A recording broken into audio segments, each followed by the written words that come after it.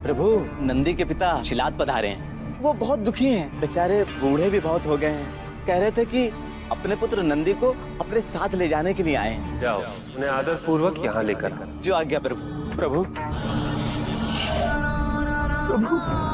उठो शिलाद। प्रभु, आज मैं जिस कारण से आपके पास आया हूँ उसे कहने में बहुत कष्ट हो, कहने का साहस नहीं कर पा रहा हूँ, परंतु मेरे सामने कोई और विकल्प नहीं था। मैं सब जानता हूँ शिलाद। मैंने अपने पुरखों के सपनों को पूरा करने के लिए आपकी तपस्या की प्रभु। आपने इस कृषक को आशीर्वाद दिया।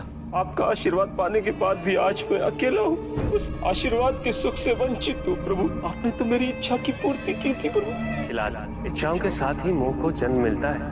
प्रभु, इसी मोह से मेरी इच्छा बंधी हुई है। नंदी मेरा पुत्र अवश्य है, मेरे भगवान का सेवक भी है। नंदी को पाने के लिए मैं अपने भगवान का निरादर नहीं कर सकता, लेकिन मुझे कुछ समझ में नहीं आता है कि मैं क्या करूं। नंदी मुझे अत्यंत प्रिय है, लेकिन सत्य तो यही है कि उसकी उत्पत्ति तुम्हारी वंश की वृद्धि के लिए हुई है। उस पर पहला अधिकार तो तुम्हारा ही है। प्रभु, मैं नहीं जानता मेरे कदम मुझे यहाँ तक कैसे खींच लाए। शायद आदिनाथ कैलाश पर से आज तक कोई भी खाली हाथ नहीं गया है, इसीलिए। जाओ, नंदी को बुला कर लाओ। परंतु प्रभु, वो तो शिलाद की आने की सूचना सुनते ही न जाने कहाँ जाकर छुप गया। पलायन रास्ता नहीं है। मेरी सेवा का उत्तरदायित्व नंदी ने पूरा कर लिया है। अब उसे अपने पिता के प्रति अपना कर्तव्य पूरा करना है। उसे कहो हमने बुलाया है। जो आ गया प्रभु। नंदी आ गया। नंदी, यहाँ आओ। तुम तो जानते हो ना नंदी, माता पिता के लिए संतान का सुख सबसे बड़ा सुख होता है। और सेवक के लिए अपने स्वामी की सेवा से बढ़कर क्या है। तुमने मेरी बहुत सेवा की है नंदी, और मुझे उसकी अति प्रसन्नता भी है, किंतु अब तुम्हारे पिता को तुम्हारी आवश्यकता है। प्रभु, यह सब कुछ आवश्यकता पर ही निर्भर करता है।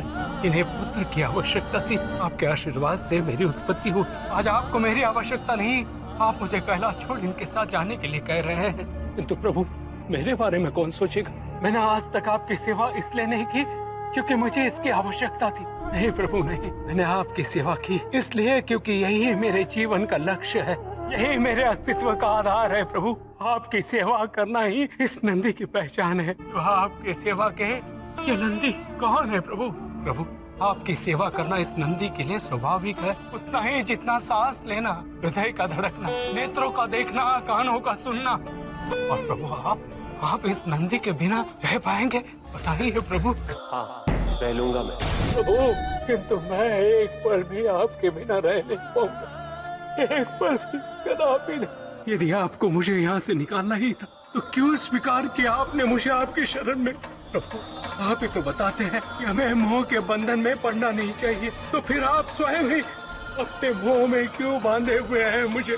नंदी, मैंने तुम्हें यहाँ तर्क करने के लिए नहीं बुलाया है। प्रभु, भले ही इनके साथ रहते हुए हर पल मैं दुखी रहूं आपके वियोग में, फिर भी आप प्रसन्न होते रहेंगे।